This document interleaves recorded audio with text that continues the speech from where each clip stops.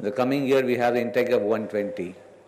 I very proudly say, this coming year we can say the Megans will be one of the top 3 most preferred architect school out of 18 schools in Tamil Nadu. So it's a great achievement in the last 4 years we've come up in the top 3 level. Thanks to all the great teachers and the students for their active learning process. Megan Wood is a school situated between Ooty and Kotagiri. A lovely atmosphere, infrastructure, and a lot of facilities for the architect students to be more creative. In fact, I very proudly say that our students have participated in many national events, got prizes and recognized.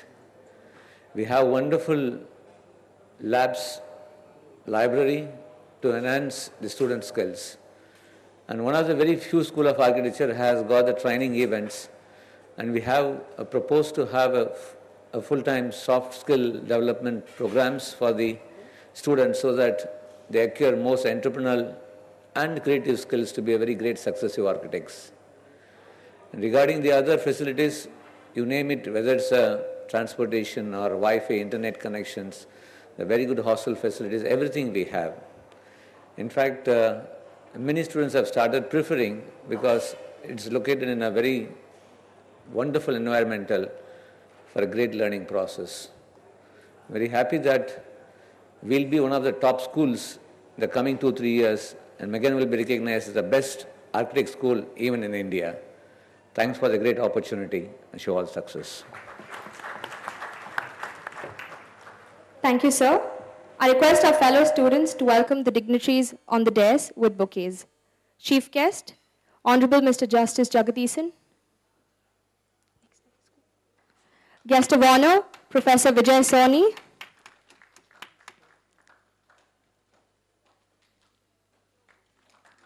Mr. R. Radhakrishnan. And Professor Krishna Rao Jaisam.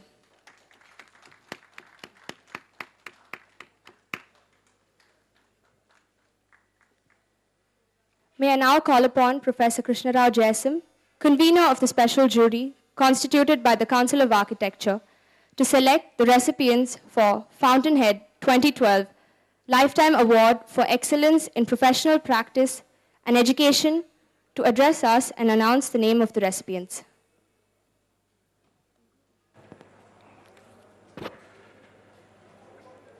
Good morning to all the associates, friends, and dignitaries of architecture.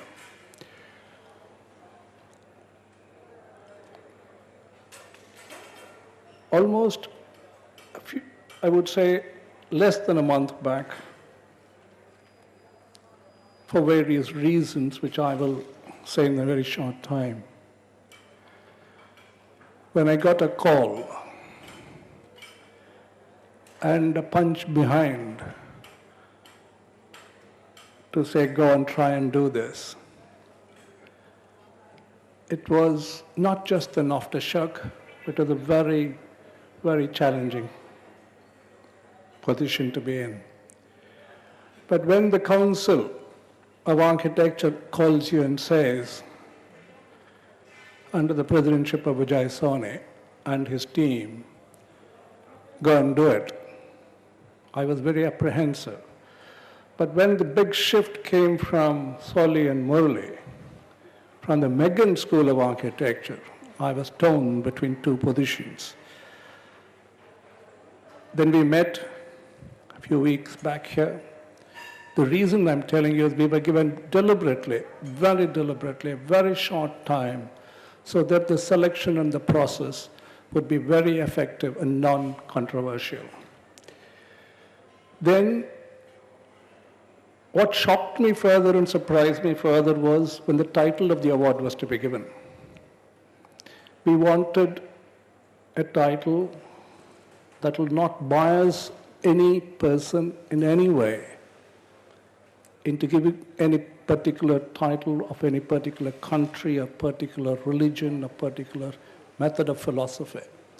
But then one very obvious thing came, the objectivity of the philosophy of architecture.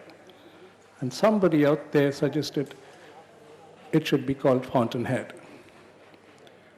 I was a little taken aback, but being a follower of it for the last 50 years, I couldn't say no. But then I was given another fascinating panel of jury from the council, very eminent people, and given the rights to decide. I had a very good, fascinating young architect with me in the office, architect Mukta, and my daughter Ashwini, who never knew most of the people, and said, now we start the process. But I wonder, Megan's really put forward the announcement of this and what I would call distribution of the information to over 30,000 architects in such a short time. Then came what would be the criteria. Many architects use the profession for their own selves. And many of them are in the profession to teach as a means of escape. I said there are very few in the community of this profession of architects who not only are in the faculty, but are also in the felicitation or what I would call the facility part of the architectural profession, which is being in the profession of practice and in the practice and in the profession of teaching and education. Then we said, how else do we bring the gap narrower? The gap narrower came as, we do not want people who have really acclaimed in one part of the profession over 30 years to be done. We wanted the balance to be done. So we looked at that and said minimum 30 years in either part of the profession and a minimum of 5 years and so on the other part of the profession. It was extremely difficult. The number of nominees that came made it even more difficult. But I had only requested the council and Megan's that the deliberations of the jury and its decision will be final. I will now announce how we came to certain names. It has been a difficult task. The first name that came to me and to the jury for the teaching part of it were a few professors eminently involved in various parts of the country. Then I looked at my own background, and then I looked at with a smile and said, it was not many years back I attended a convocation in a particular school, and the honor of heading the convocation. Then I looked at my students who underwent training in my office and my associate offices, and found a lot of them coming from a particular brand of School of Architecture, the MIASI. And they've all done phenomenally well. I said, this person has really pushed a lot. And when I met last again into the profession, not just students of architecture, but architects of architecture. The only criterion I had to fulfill was, has the person also practiced what he preached? It was not difficult, because all I had to call was a few architects around and said, do you know? Without hesitation, they said, yes, sir. So I'm proud and honored to present Professor Altaf Ahmad as one of our choices without any problems. Then came the person. I said, how do we select a person who has balanced both part of it? I talked to Vijay, then I talked to many in the IIA, talked to many parts of the country.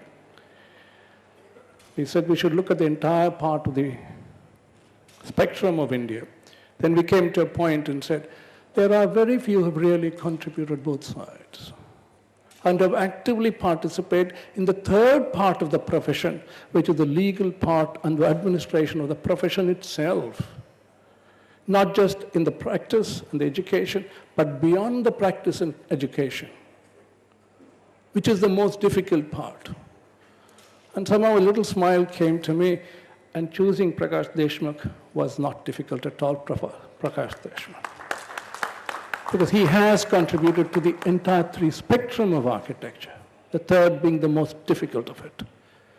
Then came to a person who has dedicated a lot of his life to students, to the profession, and to the workers in the field of construction.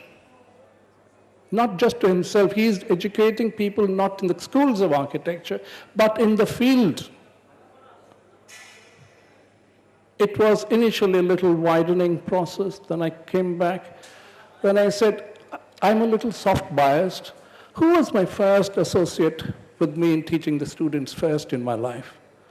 Taking a thesis forward, getting them all into almost gold medal levels internationally involved. One of the first schools of architecture, first batches.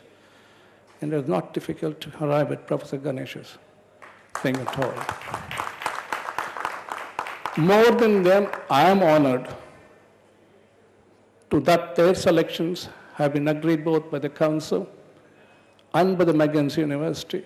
What I request you is, let this Lifetime Achievement Award say they retire. This should be the start of their profession.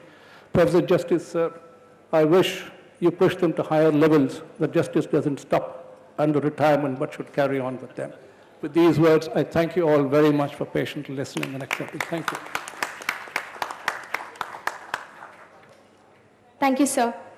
I request the awardee, Professor Altaf Ahmed, to receive the award from our chief guest, Honorable Justice Jagadisan.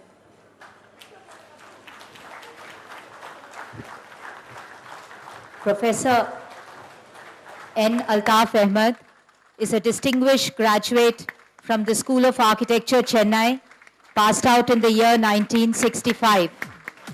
He is an accomplished teacher who, as the director, has earned the distinction of nurturing one of the best schools of architecture in India today, Miyasi Academy of Architecture, Chennai. His unflustered dedication and hard work is reflected in his practice, spanning for over 4 decades in India and abroad. Professor Altaf Ahmed is a committed educationist, an accomplished practitioner, and a scholar in his own rights. I request Professor Altaf Ahmed to deliver his acceptance speech.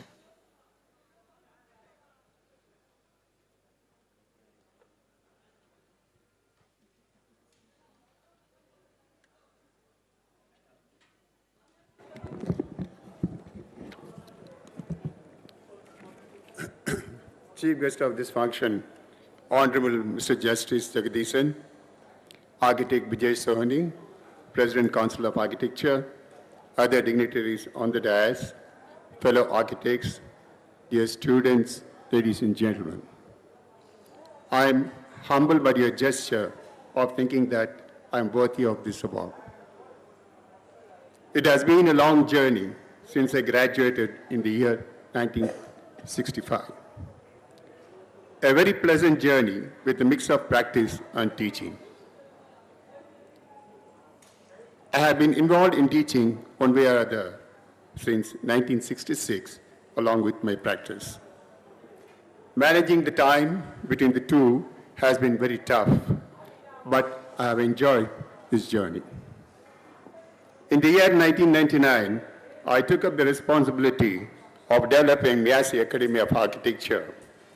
I'm happy to say that today the institution has made a mark in the field of architectural education.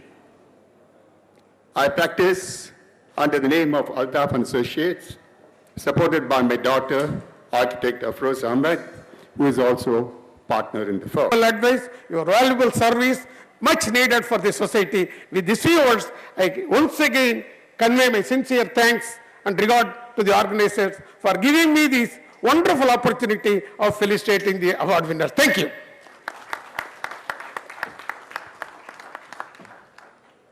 Thank you, Mr. Radhakrishnan. I now request Professor Kesavelu, Head of the Department, Miyasi Academy of Architecture, to please felicitate the recipients. Dignitaries on the dais, off the dais, staff and students of Meghan's Ooty School of Architecture, and my dear friends. My hearty congratulations to Professor Altaf Ahmed for getting his Lifetime Achievement Award in Architecture. I can't resist speaking from here because as one who was and who is associated with him for over 4 decades in his practice and teaching. He is a hard taskmaster. He has built up his practice by dedication and hard work. And I remember wherever I was associated with his projects, in some of the site meetings, project site meetings, he used to shout at people. I see 1 or 2 builders here. I think they have an experience also. Shout at people, and he will never tolerate any imperfection. He is a perfectionist, and he practices with following fully the ethics.